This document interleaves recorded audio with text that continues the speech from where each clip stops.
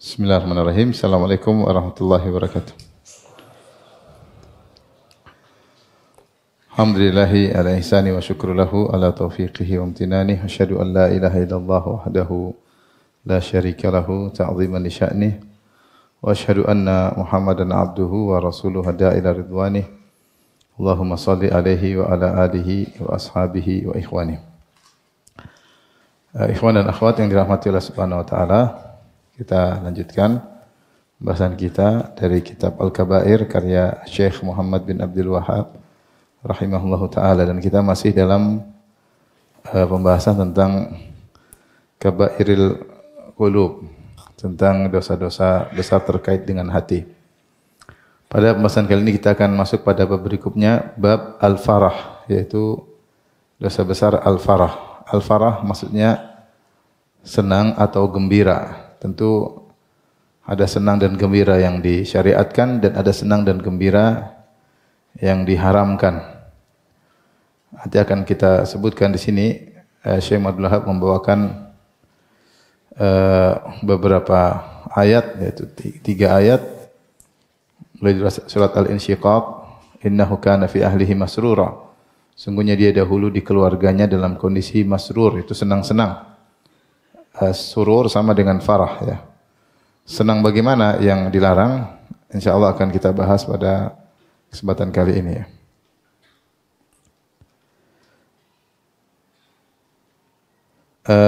Perhatikan di televisi, ya, di TV, ya. Kondisi-kondisi hati secara tabiat banyak, ya. Ada sedih, ada gelisah, ada bahagia, ada harap, ada khawatir, ada marah, ada takut dan lain-lain, ya. Banyak sekali kondisi-kondisi hati. Dan lain-lain, ya. Nah, di antara kondisi hati adalah gembira atau senang. Gembira atau senang. Yang dalam bahasa Arab disebut dengan surur atau al-farah. Al-farah. Ya. Dan al-farah atau gembira ini ada 2 model disebut dalam Al-Quran dan juga disebut dalam hadis-hadis Nabi sallallahu alaihi wasallam. Yang pertama adalah al-farah al-mahmud, senang atau gembira yang terpuji, dan yang kedua adalah al-farah al-mazmum, yaitu senang yang tercela, gembira yang tercela. Tentunya yang dosa adalah yang ini yang merupakan dosa yang akan kita bahas. Namun agar pemahaman kita tentang gembira yang dosa lebih sempurna, maka kita bahas terlebih dahulu tentang senang atau gembira yang dibolehkan atau disyariatkan. Adapun gembira yang terpuji, artinya siapa yang gembira dengan kegembiraan ini dia dapat pahala, dan ini merupakan gembira yang merupakan ibadah. Di antaranya yang pertama adalah senang karena bisa beriman dengan Al-Quran. Senang karena bisa beriman dengan Al-Quran. Allah berfirman dalam surat Yunus ayat 57 sampai 58, ya ayuhan nasu qad ja'atkum mau'izatun mir rabbikum wa shifaa'un lima fis sudur wa hudaw wa rahmatan lil mu'minin. Qul bi fadlillahi wa bi rahmatihi fabidzalika falyafrahu huwa khairum mimma yajma'un. Kata Allah Subhanahu wa taala, wahai manusia sekalian, qad ja'atkum mau'izatun mir rabbikum. Telah datang pada kalian mau'izah, yaitu wejangan yang bisa membuat hati kalian menjadi lembut. Maksudnya Al-Quran. Al-Quran adalah mau'izah dari Rabb kalian. Wa shifaa'u lima fis sudur, ya, dan merupakan syifa, yaitu obat bagi hati. Obat bagi hati. Kemudian yang fungsi ketiga, wahudan, yaitu petunjuk, dan fungsi keempat wa rahmatun lil mu'minin, rahmat bagi kaum mukminin. Di sini Allah sebutkan 4 fungsi Al-Qur'an. Mau'izah yang bisa melembutkan hati, kemudian syifa, obat penyakit-penyakit hati, yang ketiga hudan, petunjuk, dan yang keempat rahmat bagi kaum mukminin. Setelah Allah menyebutkan Al-Qur'an dengan 4 fungsinya, Allah mengatakan qul bi fadlillah, maka katakanlah dengan karunia Allah wa rahmatihi, dan rahmatnya, fabidzalika, maka bergembiralah, falyafrahu, dengan itu bergembiralah, wa khairum mimma yajma'un, maka itu lebih baik daripada apa yang mereka kumpulkan berupa harta dan dunia. Jadi Allah memerintahkan Nabi untuk menyuruh para sahabat gembira. Fabidzalika falyafrahu. Bergembira dengan apa? Fabidzalika, dengan Al-Quran yang turun dengan fungsi-fungsinya tersebut. Yaitu gembira dengan beriman terhadap Al-Quran lebih daripada apa yang mereka kumpulkan. Karena kita tahu orang-orang musyrikin ketika itu memiliki harta yang banyak. Memiliki harta yang banyak. Maka Allah menyuruh kaum mukminin untuk bergembira dengan Al-Quran. Karena itu lebih baik daripada harta yang mereka kumpulkan. Tapi di sini ada beberapa faedah terkait dengan ayat ini. Sebagian disebutkan oleh para ahli tafsir. Yang pertama, Allah menyuruh bergembira dengan beriman dengan Al-Quran agar kita bersyukur. Agar bersyukur bahwasanya bisa beriman dengan Al-Quran itu karunia yang besar dari Allah. Allah turunkan Al-Quran itu rahmat yang besar dari Allah. Al-Quran adalah karunia. Makanya ketika Allah berfirman dalam surat Ar-Rahman, Allah mengatakan Ar-Rahman 'allamal Quran. Ya. Ar-Rahman Allah yang maha pengasih. Dan di antara konsekuensi atau di antara bentuk rahmat Allah kepada hamba-hambanya, Allah mengatakan Allamal Quran. Allah ajarkan apa? Al-Quran. Maka Al-Quran adalah nikmat yang sangat besar, ya. Kemudian juga dalam surat An-Nahl disebut dengan surat An-Ni'am, surat-surat nikmat. Ketika Allah sebut surat An-Nahl, nikmat yang pertama kali Allah sebutkan adalah nikmat Al-Quran. Ya. Ata amrullah fala tastajilu subhanahu wa ta'ala ma yusyriku yunazzilu minal malaa'ikati. Gimana ayatnya? Ata amrullah fala tastajilu subhanahu wa ta'ala amma yusyrikun. Yunazzilu, gimana ayatnya?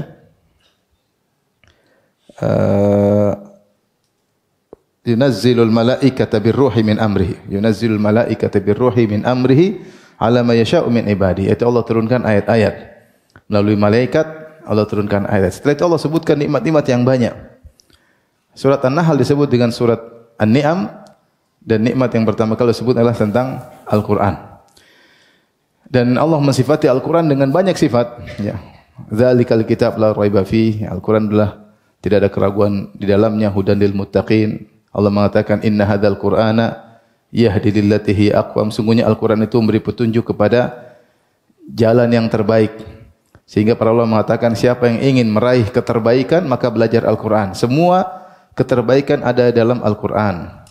Karena Allah mengatakan inna hadzal Qur'ana yahdi lillati hiya aqwam. Sungguhnya Al-Quran itu beri petunjuk kepada jalan yang terbaik. Cuma masalahnya memang kita muqassirun, kita ini kurang dalam belajar Al-Quran. Padahal dalam Al-Quran banyak sekali petunjuk, banyak sekali pelajaran. Lihat para ahli tafsir ketika menulis tafsir Al-Quran, saya berjilid-jilid. At-Tabari berapa sekian jilid. Ya. Kemudian As-Suyuti sekian jilid. Banyak sekali. Hampir Al-Qurtubi sekian jilid, Ibnu Katsir sekian jilid, banyak sekali. Karena begitu banyak lautan ilmu yang terdapat dalam Al-Quran. Cuma kita kurang mendalami Al-Quran. Maka Allah menyuruh kita bergembira dengan beriman kepada Al-Quran agar kita bersyukur. Kemudian di antaranya kenapa kita disuruh bergembira dengan Al-Quran? Karena nikmat yang hakiki adalah kebahagiaan. Dan orang akan bahagia dengan Al-Quran. Siapa yang dekat dengan Al-Quran, dia akan bahagia. Ya, Allah mengatakan, Taha ma anzalna alaikal Qur'ana litashqa. Kami tidak turunkan Al-Quran kepada engkau, wahai Muhammad, agar kau sengsara. Tetapi litas'at, agar kau bahagia. Oleh karenanya Allah mengatakan Al-Quran adalah syifa lima fis sudur. Penyakit hati dalam dada ini, dengki, hasad, sedih yang berlebihan, itu semua bisa hilang dengan baca Al-Quran. Ya. Makanya di antara doa Nabi SAW, Antajal Qur'ana Rabbi'a Qulubina, wa nura sudurina, wa jila'a ahzanina, wa dhahaba gumumina. Ya Allah, jadikan Al-Quran, ya Rabbi'a Qulubina, yaitu sebagai penyejuk hati kami. Wa nura sudurina, dan sebagai cahaya bagi kami. Wa jila'a ahzanina, untuk menghilangkan kesedihan kami. Wa dhahaba gumumina, untuk menghilangkan kesedihan, kegelisahan kami. Siapa yang sering baca Al-Quran, maka itu semua akan hilang. Semua akan apa? Akan hilang. Cuma kita jauh dari Al-Quran. Nah, siapa yang dekat dengan Al-Quran, dia semakin bahagia. Semakin berkutat dengan Al-Quran, dia semakin bahagia. Kalau gitu ya, kita harus bahagia dengan Al-Quran. Kata Allah, Qul bifadlillahi wa rahmatihi fabidzalika falyafrahu. Maka bergembiralah dengan Al-Quran. Engkau bisa beriman dengan Al-Quran itu adalah kebahagiaan yang luar biasa. Semua ilmu, semua kebahagiaan dalam Al-Quran. Siapa yang belajar Al-Quran dia bahagia dunia sebelum kebahagiaan di akhirat. Kemudian juga ini isyarat agar kau tidak bersedih, wahai kaum mukminin, kalian tidak bersedih dengan sedikitnya harta yang kalian miliki. Karena biasanya memang orang-orang non-muslim diberi harta lebih banyak daripada kaum mukminin, ya. Makanya ketika Nabi SAW tidur kemudian bertelekan tikar sehingga membekas di lambung beliau, sampai Umar berkata, "Ya Rasulullah, lihatlah Romawi, Persia, mereka diberi dunia." Sampai Rasulullah tegur Umar, "Afi syakkin anta ya ibnal Khattab?" Kau ragu ya Umar dengan agama ini? Haula'i qaumun ujjilat lahum thayyibatuhum fil hayatid dunya. Mereka adalah kaum yang memang disegerakan dunia bagi mereka. Maka non-muslim biasanya diberikan harta yang lebih apa? Lebih banyak, meskipun tidak selalu, tapi biasanya mereka yang sering diberikan apa? Dunia. Maka ketika seorang mukmin kemudian dunianya sedikit tidak banyak, maka dia jangan terlalu sedih. Hendaknya dia bergembira, dia sudah beriman dengan apa? Al-Quran. Karena Al-Quran khairun mimma yajma'un. Kata Allah, Al-Quran itu lebih baik daripada apa yang mereka kumpulkan. Yang mereka berletih-letih, bekerja keras mereka kumpulkan dunia, Al-Quran lebih baik. Karena itu yang mendatangkan kebahagiaan. Bukankah mereka mengumpulkan dunia untuk bahagia? Di depanmu ada kitab kebahagiaan, yaitu Al-Quran. Tinggal kau mau bahagia atau tidak. Dan ini gembira ini adalah gembira yang berpahala. Karena ketika seorang bergembira dengan beriman kepada Al-Quran, berarti dia ridha dengan apa yang Allah berikan kepadanya. Ya, karena gembira itu lebih dari sekedar ridha. Bersyukur, ridha, gembira. Maka siapa yang bisa bergembira? Alhamdulillah saya sudah belajar Al-Quran. Alhamdulillah saya belajar ayat-ayat Allah. Maka itu gembira yang diperbolehkan. Ini contoh salah satu gembira yang diperbolehkan, bahkan gembira yang disyariatkan. Yaitu gembira, bahagia, bisa beriman dengan Al-Quran. Betapa banyak miliaran manusia tidak beriman dengan Al-Quran, sementara Allah pilih kita bisa beriman dengan Al-Quran, maka berbahagialah. Kemudian di antaranya kegembiraan yang Allah sebutkan ketika kebatilan dikalahkan dengan kebenaran, ya. Ketika Allah sebutkan tentang pertempuran antara Romawi dan Persia, gulibatir Rum fi adnal ardi wa hum min ba'di ghalib sayaghlibun fi bid'i sinin lillahi al-amru min qabli min ba'du. Kemudian Allah mengatakan, wa yauma idzin yafrahul mu'minun bi nasrillah. Kata Allah, kaum Romawi dikalahkan oleh Persia. Mana yang lebih buruk, Persia atau Romawi? Persia. Persia menyembah matahari, menyembah api. Romawi mereka Nasara, meskipun mereka juga kafir, tapi mereka lebih dekat dengan apa? Islam. Sebagai buktinya orang yang paling banyak masuk Islam orang Nasara. Yang lebih banyak masuk Islam orang Nasara. Karena ada kedekatan, kedekatan. Dan ada kesamaan, misalnya sahabat-sahabat Nabi diintimidasi, sahabat-sahabat Nabi Isa juga diintimidasi. Intinya Allah mengatakan Romawi terkalahkan. Tetapi wahum min ba'di ghalabim sayaghlibun. Fi bid'i sinin, dalam beberapa tahun mereka akan kembali mengalahkan apa? Persia. Dan ini salah satu mukjizat Al-Quran. Karena ketika itu Romawi dikalahkan dengan kekalahan yang luar biasa. Yang orang ketika melihat kekalahan Romawi, mereka akan mengatakan Romawi tidak akan bisa bangkit lagi kecuali sekian puluh tahun. Namun Allah bilang tidak.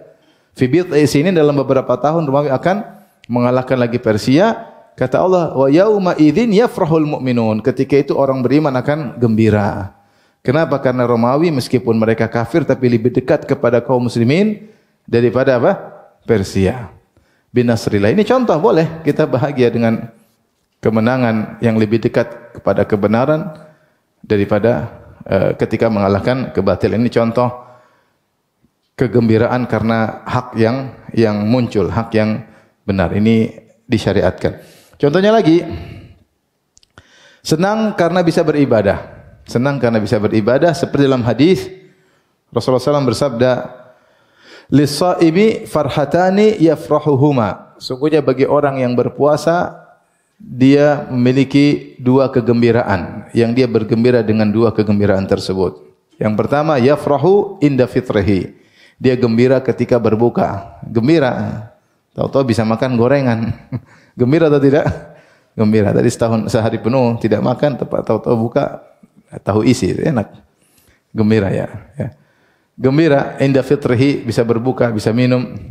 Kemudian yang kedua, farhatun inda liqa'i rabbih. Gembira ketika bertemu dengan Allah Subhanahu wa taala ya. Kegembiraan yang bisa bisiyamihi karena dia bisa berpuasa dan dia tahu pahalanya besar, maka ketika dia bisa berpuasa dia berbahagia. Ini salah satu contoh kegembiraan yang disyariatkan. Bahagia bisa umrah, alhamdulillah. Bukan sombong tapi bahagia. Kalau beri kesempatan bisa umrah. Bahagia bisa haji, alhamdulillah. Bahagia bisa ikut pengajian ya. Bahagia bisa menghafal sebagian surat dalam Al-Qur'an. Bahagia Allah bangunkan salat malam sehingga bisa salat malam. Bahagia hari ini saya bisa baca Al-Quran setengah juz, 1 juz, alhamdulillah. Makanya sebagian ulama mengatakan hari Id bahagia tidak bermaksiat. Orang banyak bermaksiat tidak berbahagia. Sampai sahabat sebagian salaf ada yang mengatakan hari Id yang sesungguhnya hari di mana kau tidak bermaksiat. Hari Id yang sesungguhnya adalah hari di mana kau tidak. Alhamdulillah hari ini saya tidak buka medsos, saya tidak lihat aurat wanita terbuka, saya tidak mendengar gibah sama sekali, ya. Saya tidak bermaksiat. Hari ini saya isi hari saya dengan zikir, baca Quran. Kau berhak bahagia dengan hari tersebut. Kenapa hari tersebut kau beribadah kepada Allah Subhanahu wa taala. Ini contoh bahagia karena beribadah. Contoh juga senang dengan syariat Allah Subhanahu wa taala. Senang dengan syariat Allah. Ada syariat Allah, dia tahu, dia pelajari, dia bisa praktekkan, dia bahagia. Innama kana qaulal mu'minina idza du'u ila Allahi wa rasulihi liyahkuma bainahum ay yaqulu sami'na wa ata'na wa ulaika humul muflihun. Dalam surat An-Nur kata Allah Subhanahu wa taala, sungguhnya perkataan kaum mukminin kalau diseru untuk berhukum dengan hukum Allah Subhanahu wa taala rasulnya, mereka senang, mereka berkata sami'na wa ata'na. Semangat, ayo kita berhukum Al-Qur'an dan Sunnah, semangat. Semangat. Mereka gembira kalau bisa menerapkan syariat Allah. Dan mereka tahu kalau ada orang menerapkan syariat Allah, mereka bahagia. Ya. Makanya Allah sebutkan dalam surat Ar-Ra'd, "Walladzina atainahumul kitaba yafrahuna bima unzila ilaik." Dan orang-orang yang kami berikan kepadanya Alkitab, mereka gembira dengan apa yang diturunkan kepadamu. Yaitu gembira Al-Quran turun. Ya. Makanya kalau orang turun dikatakan ayyukum zadatkum hadhihi imana. Ini ayat ada turun. Siapa yang menambah iman kalian? Maka orang yang beriman fazadathum imanan. Maka hati mereka semakin bertambah keimanan. Kenapa? Mereka bahagia. Maka seorang gembira dengan diterapkannya syariat Allah ya, atau nampak syariat Allah, dan ini kegembiraan yang dituntut. Bergembira ketika bisa memahami syariat Allah, apalagi bisa menerapkan syariat Allah Subhanahu wa taala, ya. Di sana banyak orang-orang yang tidak suka syariat Allah diterapkan, benci kalau syariat Allah diterapkan, tidak suka. Kenapa? Kalau syariat Allah diterapkan kenyamanannya terganggu, kenyamanannya terusik, ekonominya terganggu. Ya, maka dia tidak suka diterapkan syariat Allah, dia tidak suka. Dia tidak suka, bahkan berusaha memerangi syariat Allah, berusaha syariat Allah tidak diterapkan. Seperti orang liberal, mereka tidak suka ada syariat Allah. Mereka mengatakan syariat Allah itu sudah expired, tidak bisa berlaku sekarang. Syariat Allah dalam Al-Quran dan Sunnah itu hanyalah berlaku 1400 tahun yang lalu, tidak bisa diterapkan di zaman sekarang. Terus yang diterapkan zaman sekarang apa? Kita harus berijtihad untuk membuat hukum-hukum baru yang relevan dengan zaman kita. Adapun apa yang dipraktekkan oleh Nabi Muhammad sallallahu alaihi wasallam dan para sahabatnya 1400 tahun yang lalu itu hanyalah aplikasi dari hukum-hukum umum dalam Al-Qur'an. Hukum-hukum umum dalam Al-Qur'an itu apa? Hukum umum dalam Al-Qur'an itu adalah keadilan, persamaan, kemanusiaan, kesetaraan, ini kata mereka. Nah, nilai-nilai umum ini yang disebut nilai-nilai universal ini diterapkan oleh Nabi Muhammad dengan hukum-hukum terperinci di zamannya yang relevan untuk orang-orang Arab 1400 tahun yang lalu. Ini kata orang liberal, bukan kata saya, jangan kena syubhat ya. Ini perkataan orang liberal. Kata mereka, kalau begitu zaman sekarang ini hukum-hukum buang aja. Kita bikin hukum-hukum baru yang penting masih berada di bawah payung hukum-hukum universal, kesamaan, kesetaraan, keadilan, kemanusiaan, kekekakan semuanya. Sehingga mereka bilang hukum-hukum itu sudah expired, kita bikin hukum baru. Maka mereka mulai bikin hukum-hukum baru. Apa produknya? Lesbian boleh, homoseksual boleh, wanita tidak apa-apa, tidak pakai apa? Jilbab. Sekarang enggak perlu pakai jilbab. Zaman dulu pakai jilbab, iya takut diganggu orang. Sekarang siapa yang mau ganggu? Lebih banyak pemerkosaan zaman sekarang. Terus apa lagi? Pokoknya semua boleh. Nikah beda agama boleh, ya. Produk-produk mereka nih. Apalagi doa bersama, wahai Tuhan, untuk semua agama, doa bersama mereka. Terus apa lagi? Tidak hanya laki-laki yang boleh mencerai wanita, wanita juga boleh mencerai apa? Laki-laki. Subhanallah. Kalau perempuan boleh cerai laki-laki, repot. Suaminya bisa dicerai sehari 3 kali. Ngamuk sedikit, saya cerai kamu, saya cerai kamu. Kemudian bukan cuma perempuan saja kalau dicerai yang ada masa iddah. Laki-laki juga kalau dicerai oleh istrinya harus masa iddahnya. Dan mereka tulis, bahkan mereka tulis masa iddahnya 120 hari. Ya akhi, kebanyakan, ya ukhti, 120 hari kebanyakan. Jadi kalau laki dicerai, dia enggak boleh nikah lagi kecuali setelah 120 hari. Dia suruh puasa setengah tahun. Ini dari mana seperti ini? Inilah produk yang kata mereka hasil ijtihad mereka. Sehingga mereka ingin benci dengan syariat Allah, sudah enggak berlaku lagi. Ini orang liberal. Ya, kita tidak, kita tahu syariat yang Allah turunkan berlaku sampai hari kiamat. Berlaku sampai hari kiamat. Bahkan Nabi Isa alaihissalam turun di akhir zaman menjalankan syariat Nabi Muhammad sallallahu alaihi wasallam. Dan konsekuensi Nabi terakhir Muhammad sallallahu alaihi wasallam syariatnya tidak akan berubah. Oleh karenanya kalau diterapkan syariat kita senang, kita bahagia. Ini kebahagiaan yang baik. Terkadang syariat Islam tidak bisa diterapkan sempurna. Ada yang berusaha menerapkan sebagian syariat Islam, kita gembira juga, enggak ada masalah. Belum tentu bisa sempurna. Sebagaimana Romawi ketika mengalahkan Persia, para sahabat gembira atau tidak? Gembira atau tidak? Gembira, sama-sama kafir. Tetapi Romawi lebih baik daripada Persia. Jadi kalau ada peraturan yang lebih dekat kepada Islam, kita lebih suka. Kita lebih bahagia, lebih senang. Apalagi kalau bisa sesuai persis dengan syariat Islam, itu yang terbaik. Syariat Tuhan. Masa mau dibandingkan dengan syariat manusia? Ini yang bikin syariat Allah, pencipta alam semesta, yang mengetahui segala sesuatu, yang tahu masa depan. Kemudian ada orang manusia goblok, bahlul, mau menyaingi syariat apa? Tuhan. Afa hukmal jahiliyati yabghun? Apa kalian mencari hukum jahiliyah, hukum orang-orang bahlul yang sekarang dibikin besok dirubah, menguntungkan sebagian kaum, merugikan sebagian kaum dan seterusnya. Jadi di antara bentuk kebahagiaan, kesenangan yang disyariatkan adalah senang dengan adanya syariat Allah Subhanahu wa taala. Kemudian di antaranya disebut juga oleh para ulama seperti senang karena harta yang halal. Dapat harta halal bahagia, ini di antara bentuk bahagia. Alhamdulillah bisa dapat harta halal. Di zaman sekarang ini mencari harta halal tidak mudah. Sampai orang-orang mengatakan al-halal mahalla fil yad. Namanya halal itu yang nempel di tangan itu halal. Berarti halal. Apapun caranya sampai ke tangan saya itu namanya apa? Halal. Kalau belum saya pegang berarti belum halal. Kalau belum sampai ke ATM saya berarti belum apa? Halal. Halal itu kalau ada yang kirim ke ATM apapun caranya pokoknya sampai masuk rekening saya berarti apa? Halal.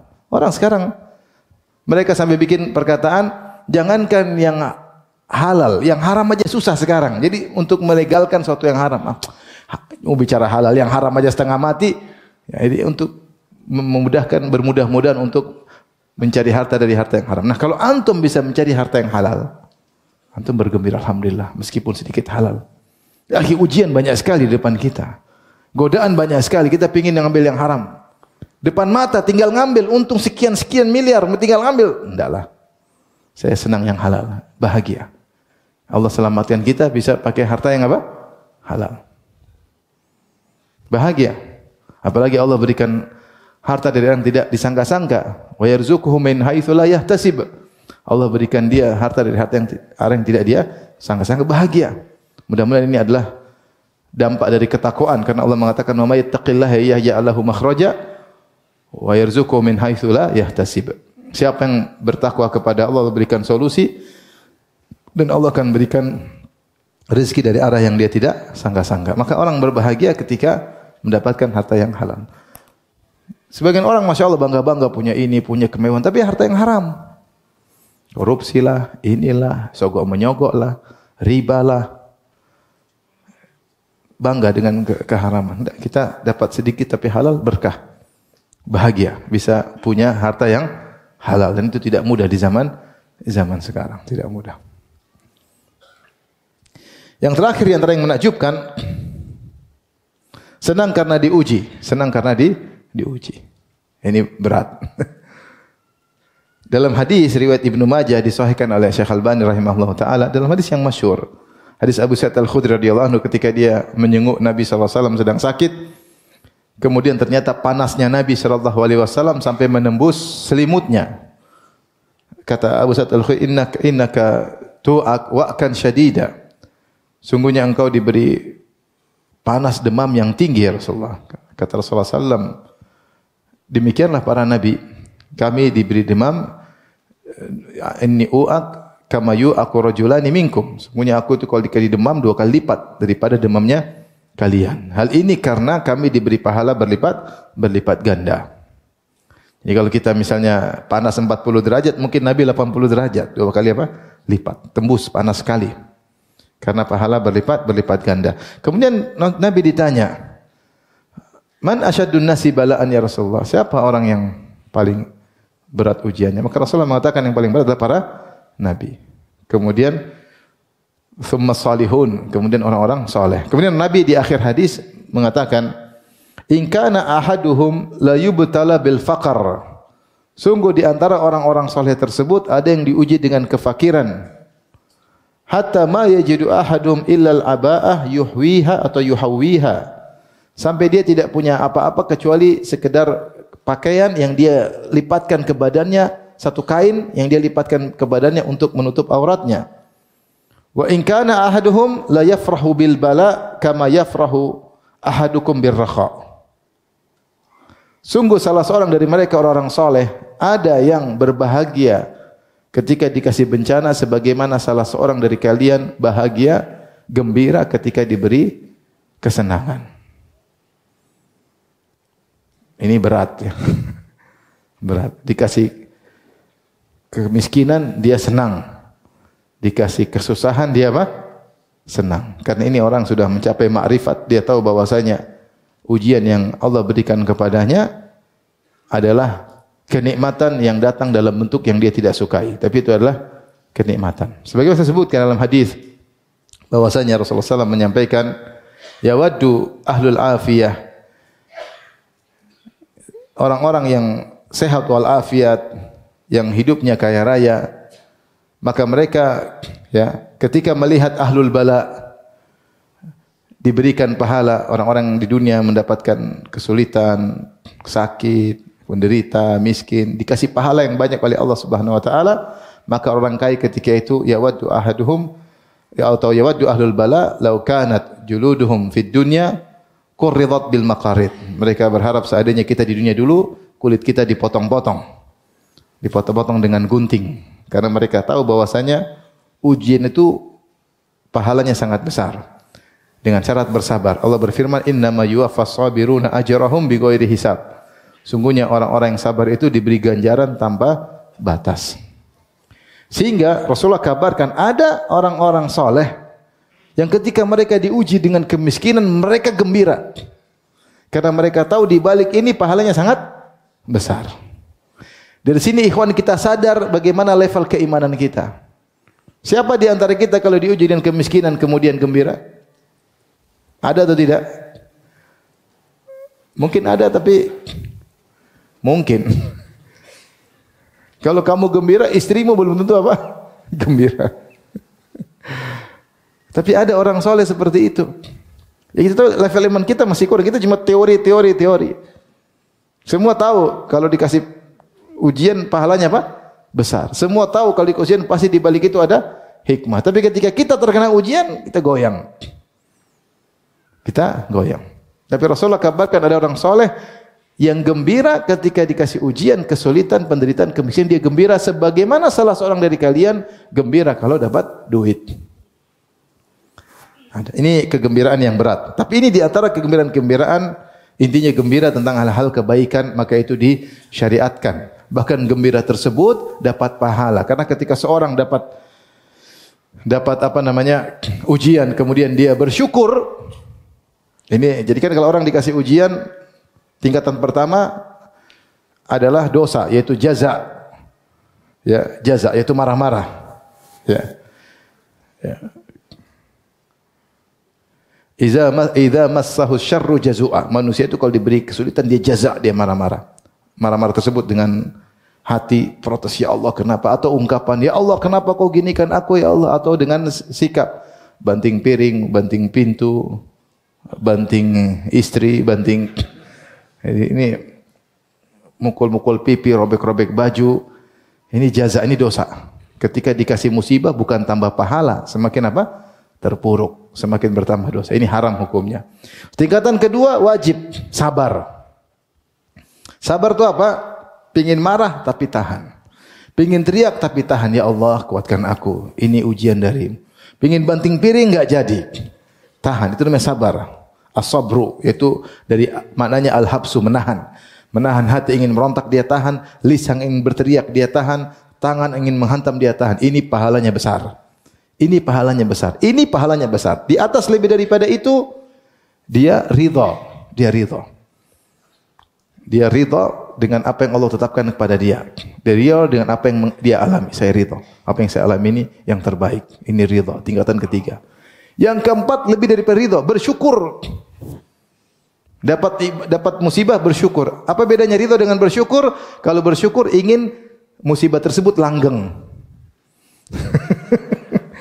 Jadi bersyukur. Bersyukur kan pingin terus-terusan. Ini bukan bersyukur lagi, gembira. Allah, ini luar biasa. Luar biasa. Alhamdulillah tingkatan kedua sudah pahalanya besar. Kita paling mudah-mudahan bisa dapat tingkat kedua. Yang penting sabar. Yang penting apa? Sabar. Kalau bisa ridha, bisa bersyukur, itu butuh perjalanan ujian yang berulang-ulang, yang bertubi-tubi, perlu penghayatan, pengalaman hidup, sampai seorang dari tingkatan bersabar naik menjadi ridha, sampai orang dari ridha naik menjadi bersyukur. Tapi tidak mudah. Tapi maksud saya ini diantara kegembiraan yang disyariatkan. Ini ya poin-poin kegembiraan 6 yang saya singgung, dan masih banyak gembira. Kita lihat orang dapat hidayah, kita gembira. Makanya Ka'ab bin Malik ketika diterima tobatnya, para sahabat gembira. Kenapa? Dia bertobat dan tobatnya diterima oleh Allah, gembira. Abu Hurairah ketika ibunya masuk Islam, dia gembira. Kata Abu, saya gembira. Ya. Melihat orang tobat, orang sadar, kita gembira. Ini namanya gembira yang disyariatkan. Taib. Yang kita bahas sekarang gembira yang dosa. Apa gembira yang dosa? Itu gembira yang diharamkan.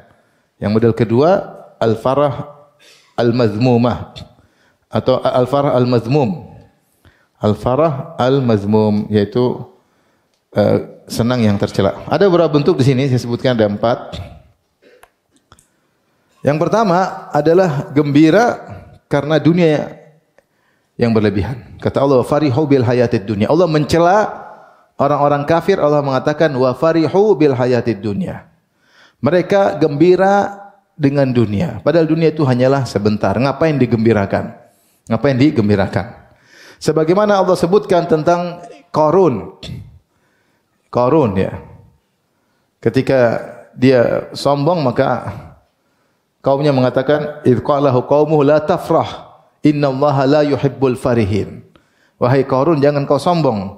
Sungguhnya Allah tidak mencintai orang-orang yang sombong. Baik.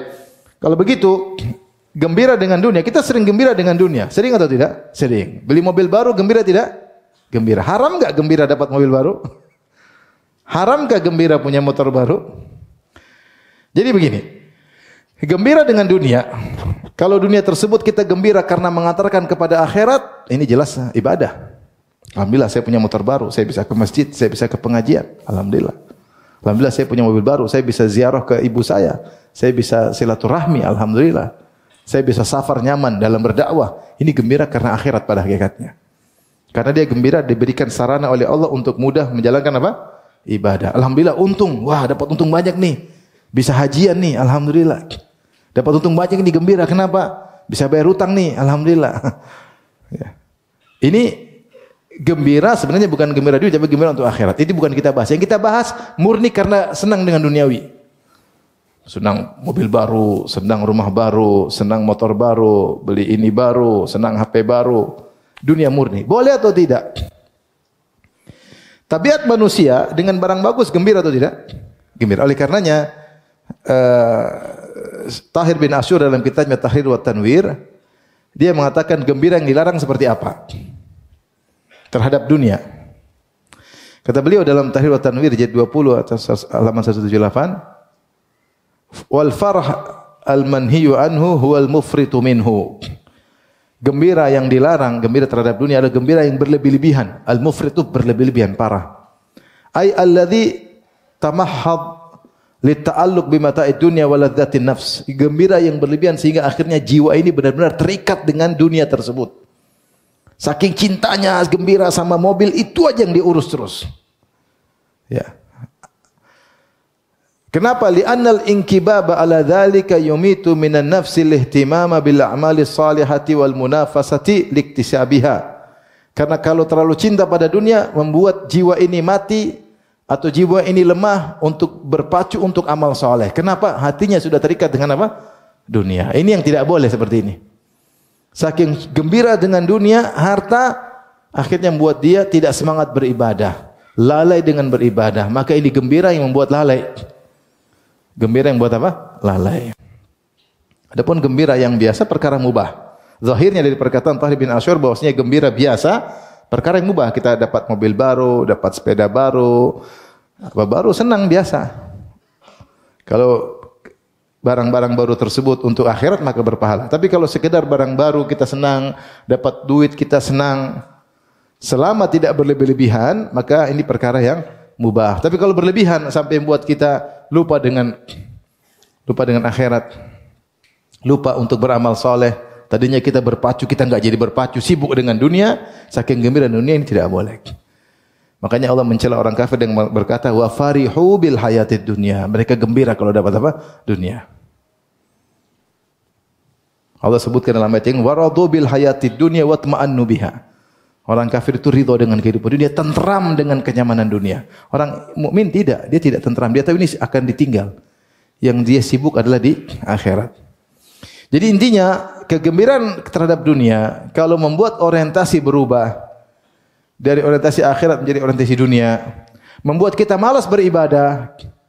Harusnya kita bersaing dengan teman kita dalam pengajian, dalam belajar bahasa Arab misalnya, dalam bersedekah, semua jadi mundur, ini berarti gembira yang haram. Gembira yang haram. Faham? Gembira seperti ini haram, berlebihan. Tadi kata Tahir bin Asyur. Demikian juga mungkin saya tambahkan sini, di antaranya gembira yang bikin sombong seperti gembiranya Qarun.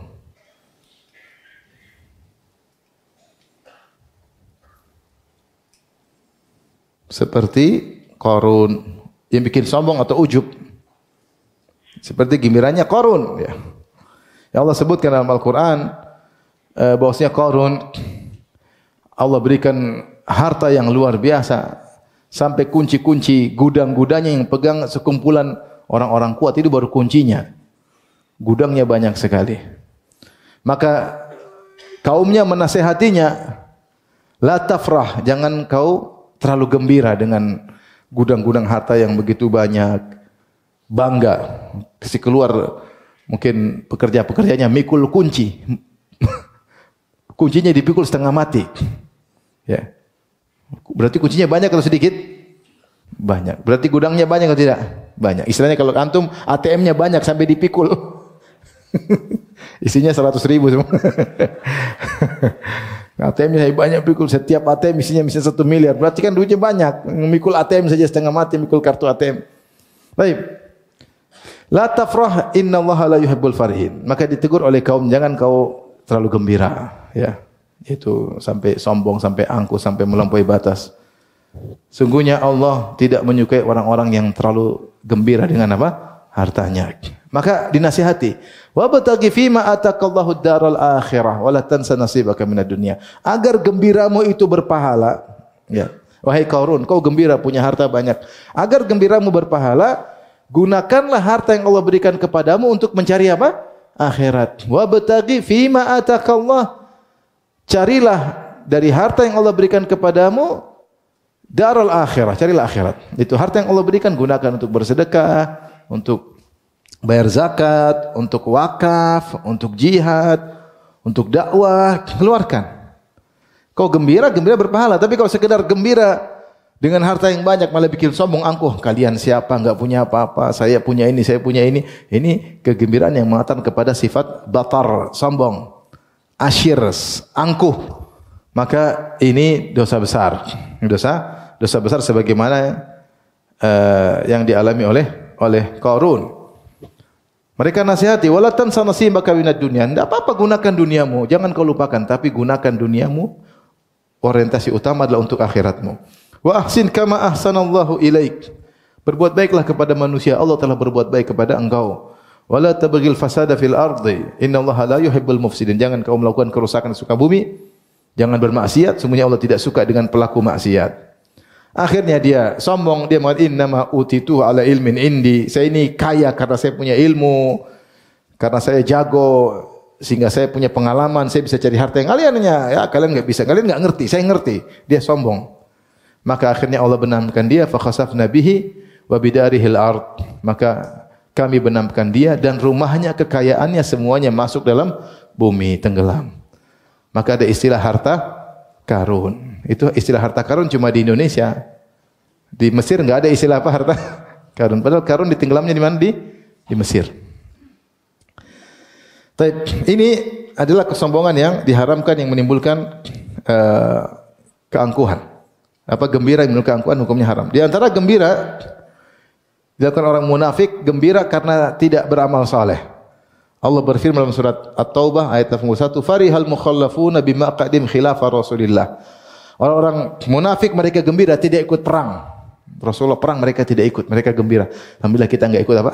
Perang. Jadi gembira tidak melakukan amal saleh. Ya. Ini ciri orang munafik.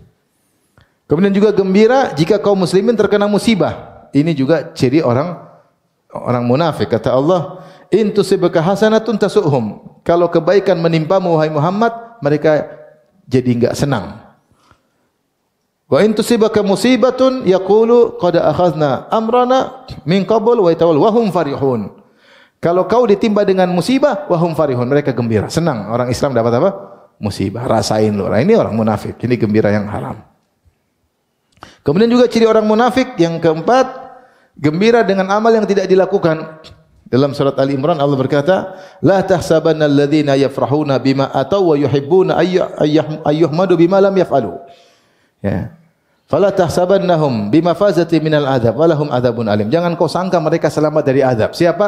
Orang-orang yafrahuna bima ataw, mereka gembira dengan apa yang mereka lakukan, wa yuhibbuna an yuhmadu bima lam yaf'alu, dan mereka suka dipuji dengan apa yang tidak mereka lakukan. Sudah kita singgung, orang beriman kalau dia melakukan amal soleh, dia tidak ingin dipuji dengan amal soleh tersebut.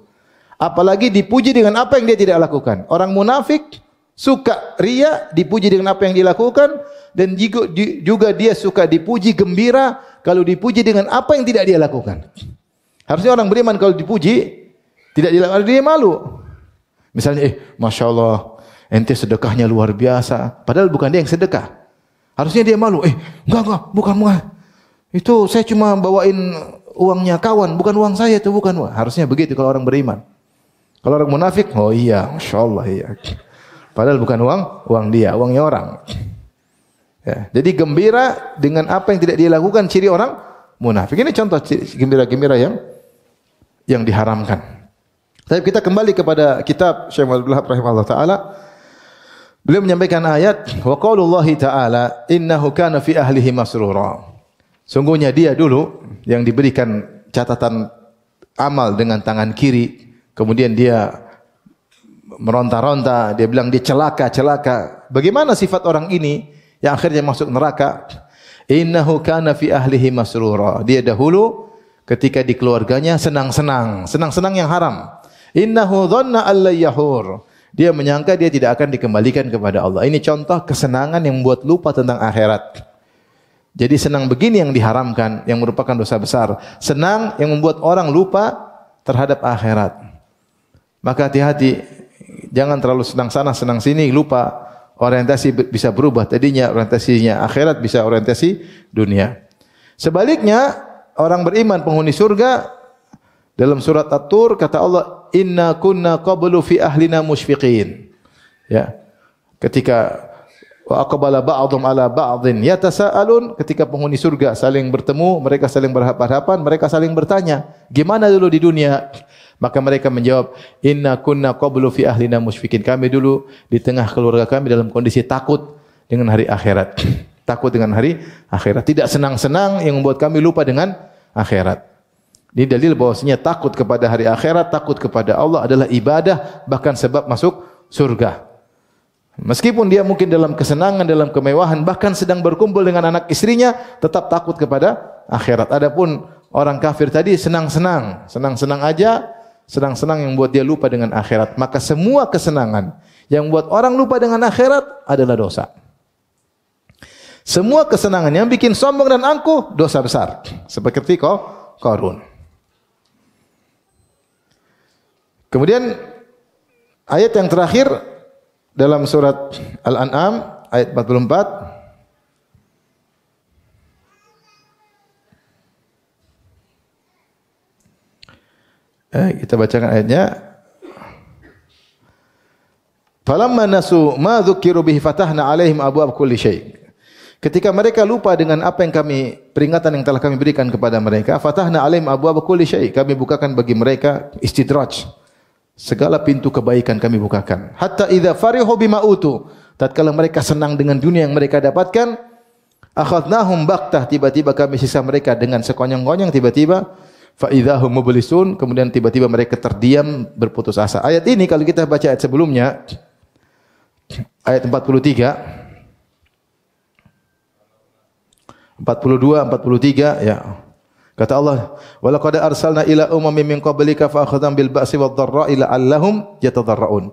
Dan sungguh kami telah mengutus para rasul kepada umat-umat sebelumnya, sebelum kalian, sebelum Rasulullah. Kemudian kami siksa mereka dengan menimpakan kesengsaraan, kemelaratan, kesusahan supaya mereka berdoa kepada Allah dan merendahkan diri.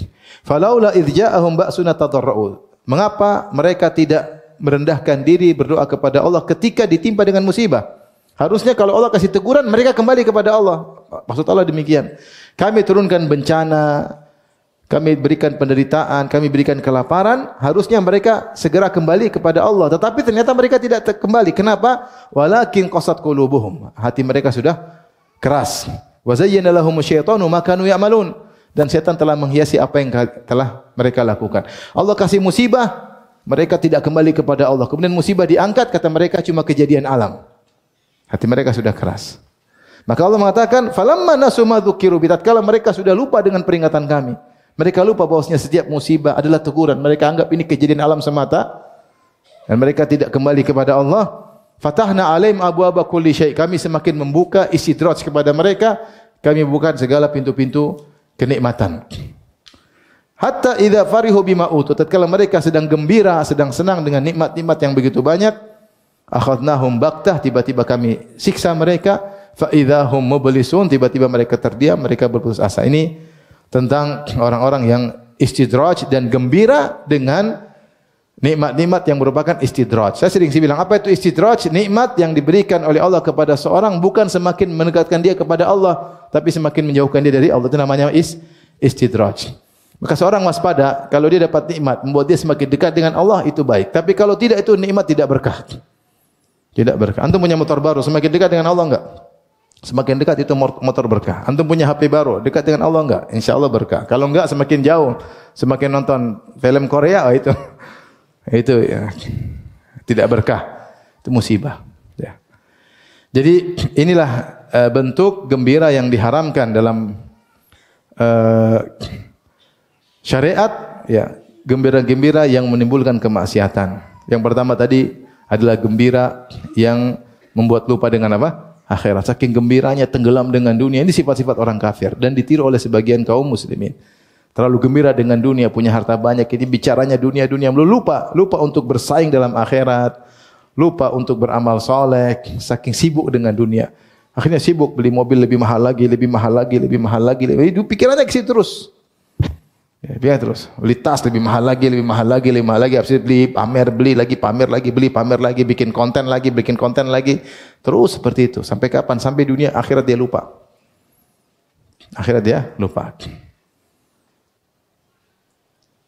Akhirat dia lupa. Ini haram, dosa. Membuat orientasi orang berubah. Gembira dan dunia membuat orientasi orang berubah dari orientasi akhirat menjadi orientasi dunia. Gembira yang bikin sombong seperti gembiranya apa? Qarun. Dapat harta jadi sombong, jadi angkuh, merasa lebih tinggi daripada orang lain karena memiliki hal tersebut. Kalau antum naik mobil merasa antum lebih tinggi daripada orang lain, lebih hebat, itu gembira yang tidak benar. Itu gembira yang bikin apa? Sombong. Mending mobilnya antum sedekahkan buat pondok. Daripada antum sombong. Tapi kalau antum alhamdulillah nikmat dengan mobil ini saya bisa mudah untuk ibadah, bisa mudah untuk masjid misalnya. Ya, hati-hati. Tadi gembira juga dengan amal yang tidak dikerjakan. Gembiranya orang-orang apa? Munafik.